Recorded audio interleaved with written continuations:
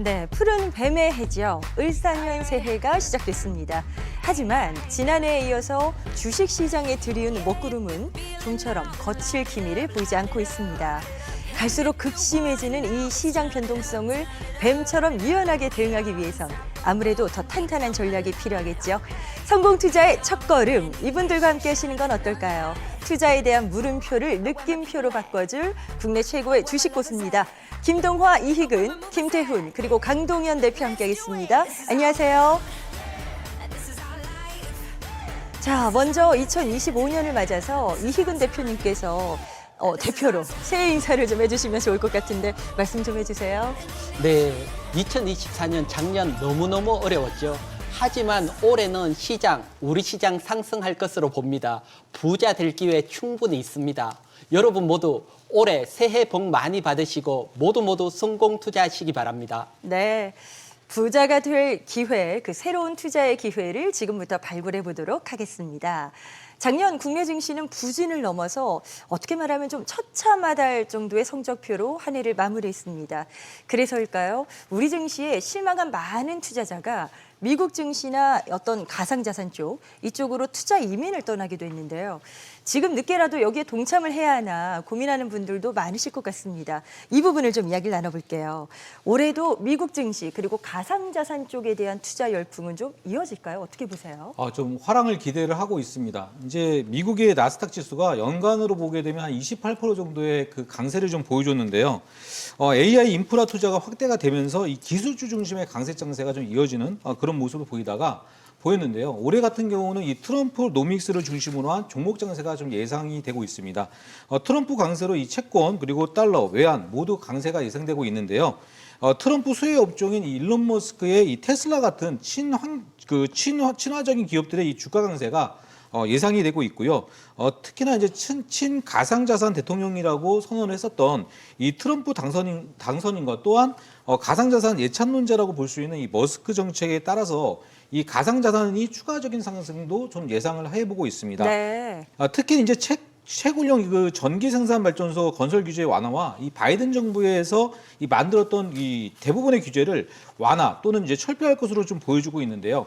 이 코인 간색장은 집권 초기 지속될 것으로 좀 보여주고 있기 때문에 우리 이 시청자분들은 당분간 좀 웃음을 이어갈 것으로 보여주고 있습니다. 네. 긍정적인 전망을 주셨습니다. 자, 그렇다면 국내 증시 역시 새해 반등의 실마리를 찾을 수 있을지 궁금해지는데요. 주요 증권사의 2025년 코스피 예상 밴드를 준비했습니다. 자, 함께 보시면 하단이 2100에서 2600선, 그리고 상단은 2750에서 3100선이 제시되고 있는데요. 자, 보니까 최하단은 2100, 그리고 최상단이 3100까지 올라가면서 지금 격차가 거의 1000포인트 선에 달하는 모습입니다. 다수의 증권사에서도 올해 국내 증시가 상반기는 조금 어렵겠지만 하반기부터 점차 살아나는 상저하고 양상을 예측하고 있습니다.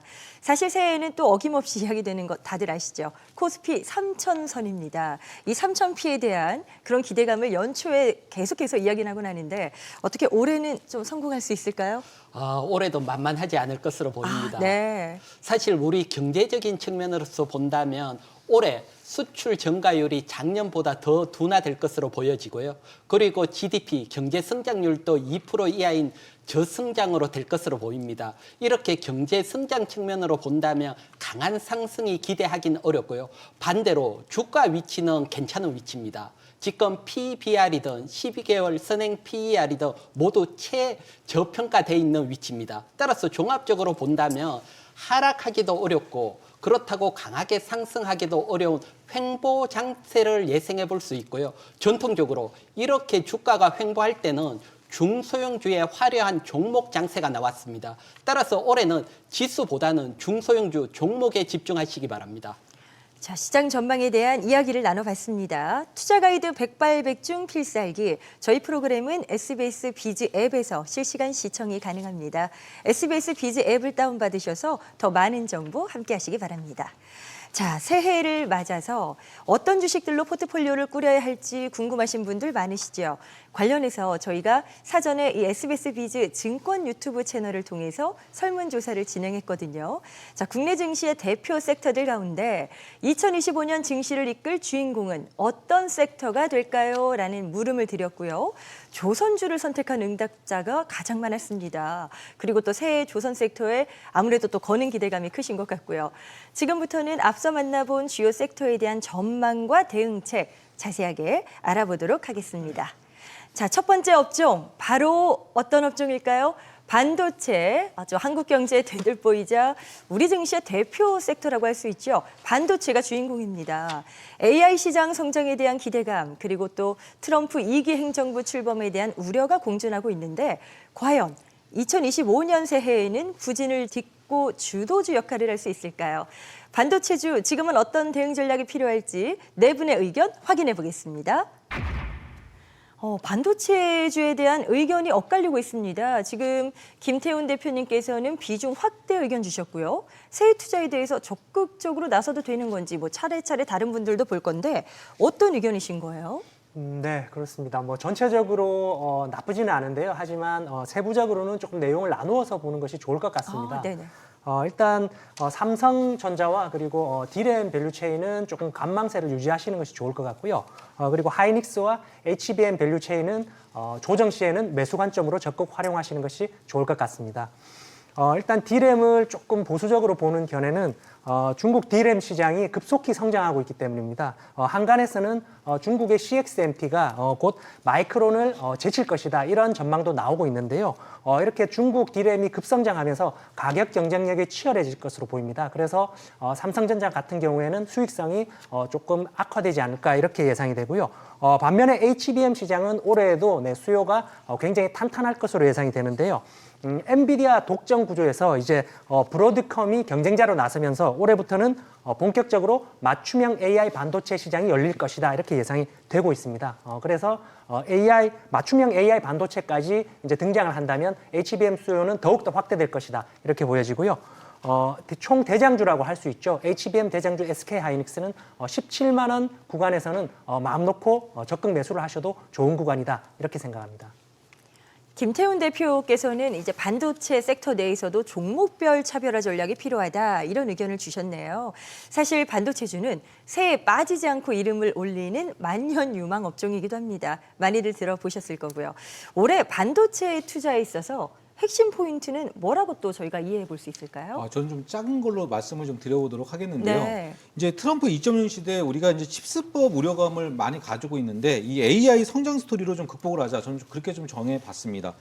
분명 가장 큰 우려감은 이 트럼프 행정부의 칩스법 축소 그 움직임이었는데 다행스럽게 SK 하이닉스와 삼성전자가 이 양사가 칩스법 보조금이 확정되어 있는 그런 상태입니다. 이런 가운데에서 이제 AI 서비스 확대에 따라서 이 반도체 수출액이 사상 최대치를 좀 갱신했다는 점, 그 점이 또 특징이고요. 특히 이제 AI 서버 이 투자 급증에 따라서 이 기업용 SSD가 요즘에 굉장히 많이 팔리고 있고 또 올해도 많이 팔린다고 합니다. 이러한 가운데에서 이 시청자분들은 지수를 좀 모니터링 하셔가지고 오늘 같이 지수가 좀 강할 때는 무조건 하이닉스, 그다음에 삼성전자를 좀 더 편입량을 늘려주시는 게 좋겠고요. 그 다음에 이제 주가가 조금 약세를 보일 때에는 오히려 이제 여기에 덧붙여서 기술력을 가지고 있는 가온집스, 자람 테크놀로지, 또 이제 에이징랜드 같은 이런 글로벌 혁신 기술을 가지고 있는 강소기업에 투자하는 것이 좀 좋지 않을까, 그렇게 보여지고 있습니다. 네, 반도체 투자 포인트까지 짚어주셨고요. 계속해서 두 번째 업종도 만나보도록 하겠습니다. 자, 두 번째는 조선입니다. 물 만난 조선주, 쾌속 순항은 계속될까? 2024년 그야말로 정말 순풍에 돛을 달고 쾌속 순항을 했지요. 조선주입니다. 올해도 슈퍼사이클 진입과 함께 상승 랠리가 이어질 것이라는 전망이 많고요. 하지만 또 다른 쪽에선 최근에 주가 급등이 부담이다, 또 이런 의견도 맞서고 있는데요. 여기서 조선주에 대한 네 분의 의견 바로 확인해 보실까요? 자, 지금 대표님들의 의견이 조금 엇갈립니다. 비중 확대를 세 분이, 그리고 또 한 분은 보유자의 영역이다. 약간 다른 의견을 주셨어요. 자, 비중 확대 의견 김태훈 대표님.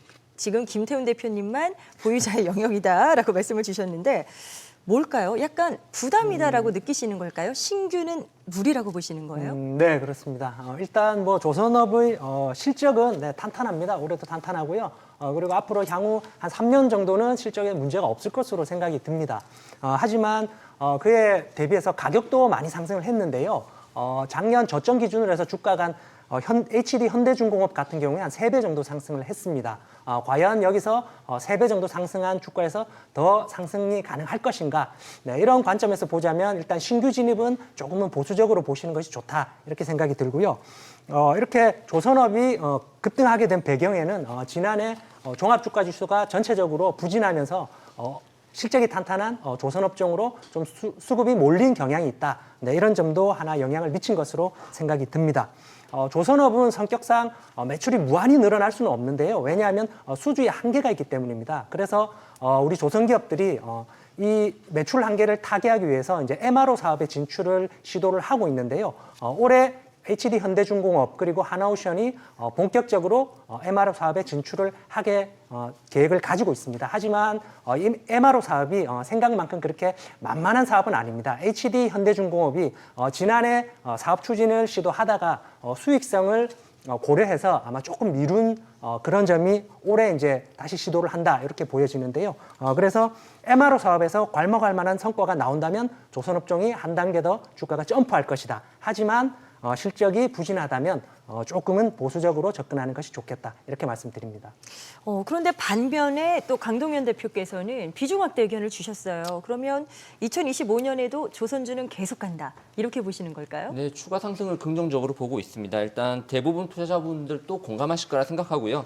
미국의 트럼프 정권은 일단 이제 시작이 됩니다. 정책 관련 업종은 정권 초기 때 일단 가장 강한 힘을 발휘하게 되고요. 우리나라 정치 상황도 안정되면은 미국과의 이런 조선 협력 얘기가 분명히 시장에서 다시 재부각될 것으로 생각을 하고 있습니다. 그리고 최근에 그 인도의 코친 조선소의 CEO를 포함해서 관계자분들이 그 국내 조선 3사에 이제 직접 방한을 했는데요. 인도와의 협력 이슈도 상반기 내에 다시 재부각될 수가 있고요.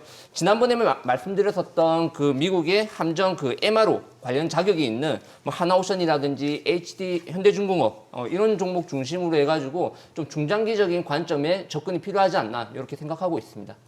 네, 이희근 대표께서도 비중 확대 의견을 주셨어요. 좀 더 첨언해 주신다면 어떤 네. 내용이 있을까요? 제가 전략 측면에서 한번 설명을 드리면 일단 조선 업종은 뭐 슈퍼사이클 속에 있는 업황이라든가 트럼프 수혜 여기에다가 뭐 환율 수혜까지 있기 때문에 2025년 올해도 계속해서 시장 주도주가 될 겁니다. 하지만 중요한 것은 어디에 어떻게 접근을 할까지요. 그래서 제가 봤을 때는 대형주보다는 중소형 조선주에 접근을 하는 게 수익률 면에서는 더 있어 보입니다. 조선업황 특징상 대형 조선사들이 수주를 하게 되면 보통 선주와 협의도 하고 배설계도 하고 한 1년 6개월이 지나면 중소형 조선사에게 발주를 합니다. 이런 발주가 올해는 본격적으로 나오면서 중소형 조선주들의 상승 랠리가 이어질 것으로 봅니다. 특히 어떤 종목에 관심을 가져야 되냐 보게 되면 먼저 우리가 독보적인 기술력을 가지고 있는 LNG 선박 관련 중소형주 그리고 3분기에 먼저 호실적을 발표한 중소형주 중심으로 매수 대응해 보시기 바랍니다.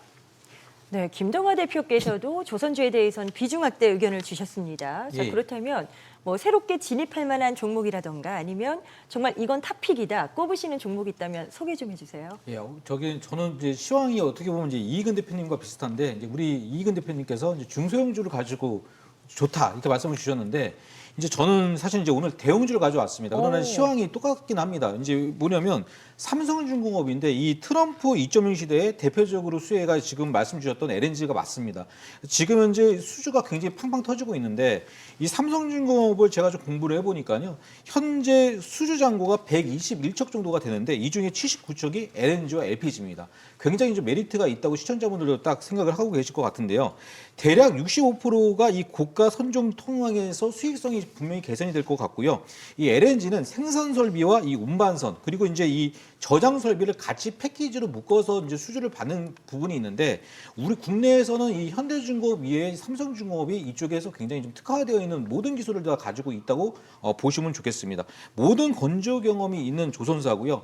제가 여기서 한 가지 더 추가적인 팁을 드리면 이재용 회장님이 과거에 또 유상증자에 수천억을 투자를 해놓고 있습니다. 그래서 아마도 이 삼성이 잘 된다면 이 삼성중공업이 먼저 찍판이 터지지 않을까 그렇게 보여주고 있습니다. 매수 타점은요 21선을 위치로 해서 11,000원과 11,500원에서 계속적으로 타점의 매수를 잡아보시고요. 1차 목표가는 15,000원. 저는 사실상 한 2, 3만 원 정도는 충분히 단기적으로 올라간다고 보고 있습니다.